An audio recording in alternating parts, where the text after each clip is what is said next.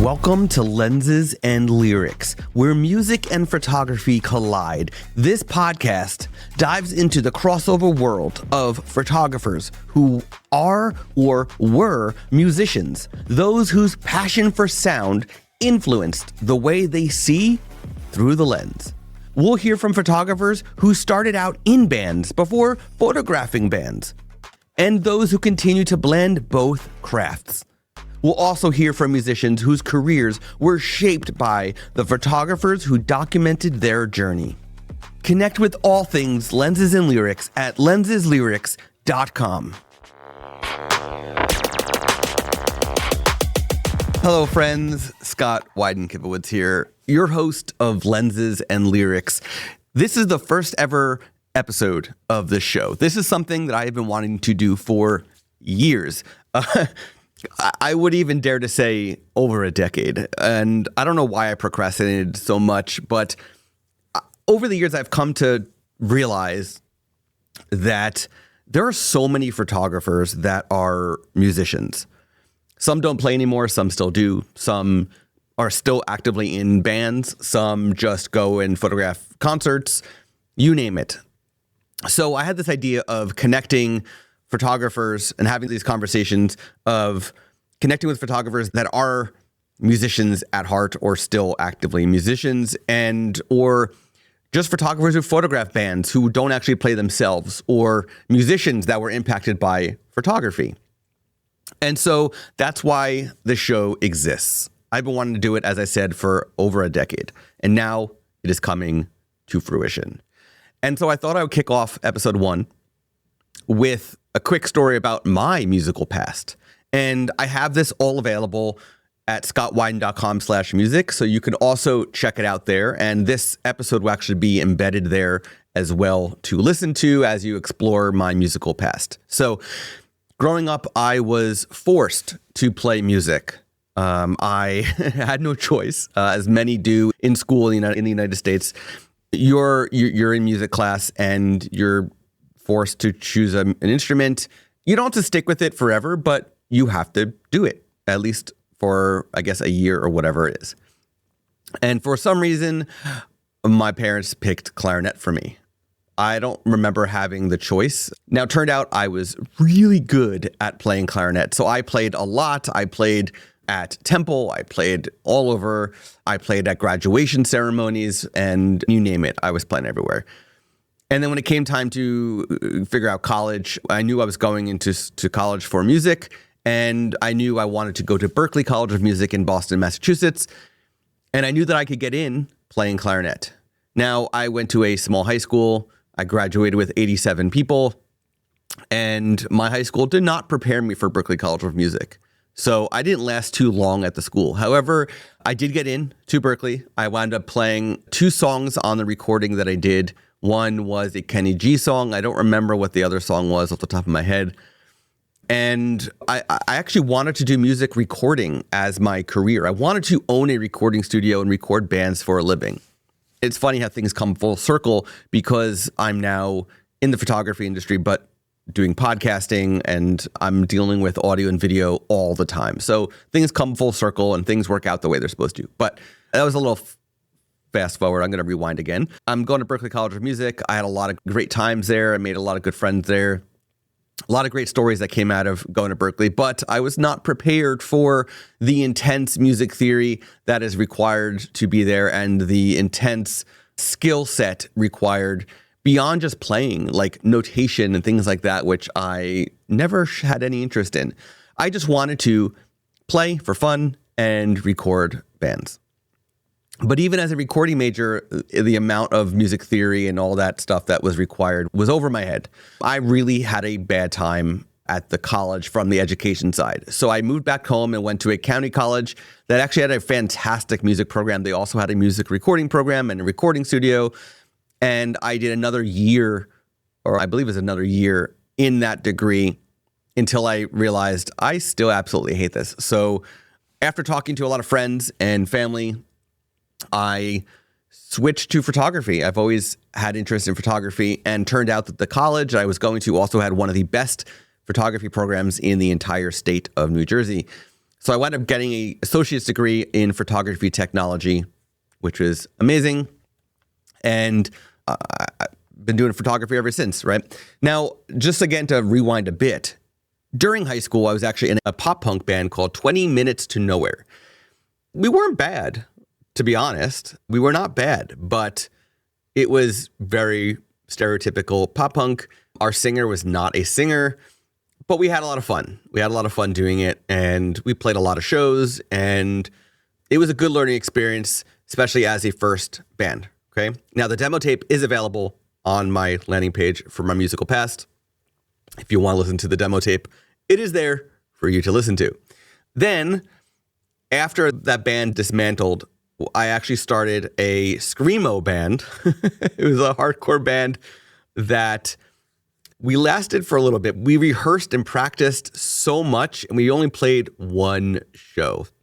But the one show we played was with the band Penfold, who's one of my favorite bands of all time, and The Assistant, who one of the guys from The Assistant was actually in one of my favorite hardcore bands ever called You and I. So it was just a really good show to play, but we broke up after that show. Now, the interesting thing about these two bands, 20 Minutes to Nowhere and Sever the Stars, members of 20 Minutes to Nowhere went on to be in Sever the Stars, and I went on after Sever the Stars to be in another band, which I'll talk about. And then one of the guitarists from 20 Minutes to Nowhere also went solo for a little bit. I believe he even moved to Nashville, I believe. Don't quote me on that. And he came out of a show and he became one of the most impressive songwriters I've heard in recent years. Very much like folk, indie, acoustic, jam band. So good. His name is Sean Walsh. And that is also linked on my musical past page. And now he's playing with his band, but it's under the name The National Reserve. So he's not technically solo anymore, even though he was never really solo. We always had a backing band. But so he's playing under The National Reserve. Members of Sever the Stars, this is a really interesting thing. Members of Sever the Stars went on again to the next band that I was in. And one started a solo project called Boy vs. Ghost, and really creative music, different experimental things. And also, two of the members went on to be in a band called Bedlight for Blue Eyes that did extremely well for quite some time. And then eventually they broke up as well, but their music was quite fantastic. Now, then I was in a band called Fairmont, and this was the band that was probably in the longest. Now, Wikipedia says I was only in the band for a year. I was definitely in the band for way more than a year. So I don't know the exact years that I was in it, but it was early 2000s. And the band is called Fairmont. The lead and the main songwriter, Neil, was previously in two bands. He was in a punk band from New Jersey called Stick Figure Suicide. And then he was also in a band called Pensy Prep. Pensy Prep was actually on tour when Neil got into a fight with the rest of the band, and he wound up leaving the band while on tour. That band, Pensy Prep, wound up rebranding themselves and restructuring the band itself. And that band actually became My Chemical Romance. So that was a really interesting connection there and backstory of how Fairmont came to be and what could have been for Fairmont. Now, Fairmont started as acoustic, solo, and then slowly built up and changed over time. Went through a lot of drummers, multiple bassists. When I was in the band, originally I was playing a synthesizer, and then I switched to acoustic guitar as a rhythm guitarist. Gone through a lot. I recorded probably 3 albums with the band. I wrote a bunch of songs. Fairmont still plays. Again, they've revamped so much. I think there's only 3 people in the band right now, but gone through a lot of changes. Now, again, that's also linked and embedded. You can actually listen to an album right there on my musical past landing page. On the same page, I also have some of my band photography, because during this whole time, I was also photographing bands. I used to photograph bands on my biological father's film camera, which I still have that camera. It has light leaks, not a great camera, but I would photograph bands on film. Unfortunately, a lot of that is lost at some point. I don't know what happened to it, so I don't have all of it. I have some of the film. I would love to scan it And I also then, as I switched to digital, which really started happening during college, digital was fairly new and data loss was easy. And unfortunately, I lost a lot of my band photos from even that era.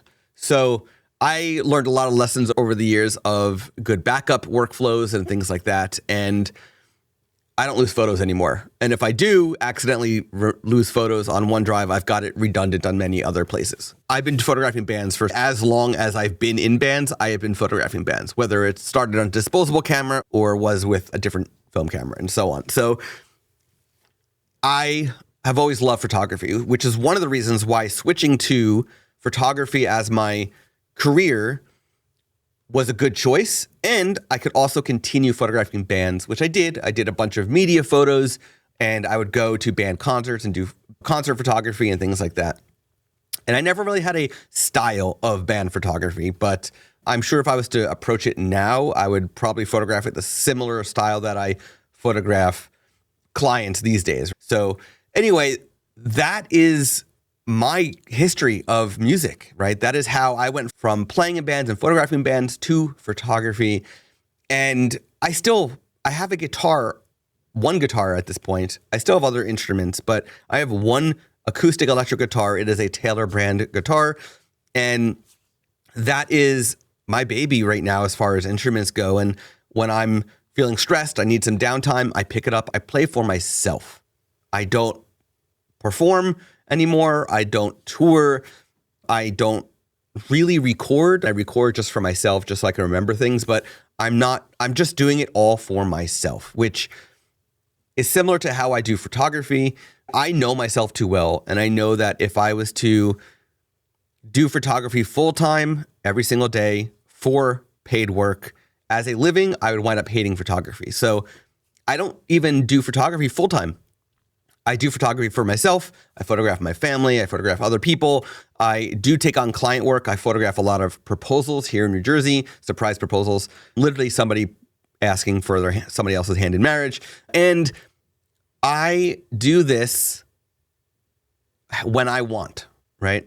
My full-time job is actually with a company called Imagine, who actually makes AI software for photographers, but I am not photographing day in, day out as my one and only source of income for our family. So I love music. I love photography. My music collection is still very large, even though a lot of it has gone digital.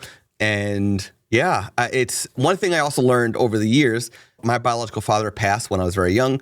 And one thing I learned over the years was I wound up getting really into Johnny Cash in my, let's say, my early 30s.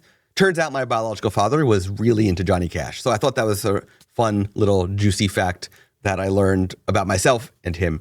Anyway, I hope that you enjoy this.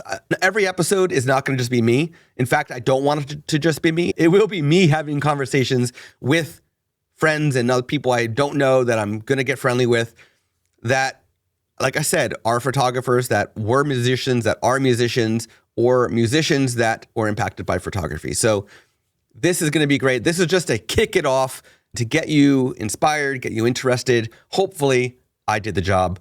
Thank you for listening to Lenses and Lyrics, and tune in to the next episode.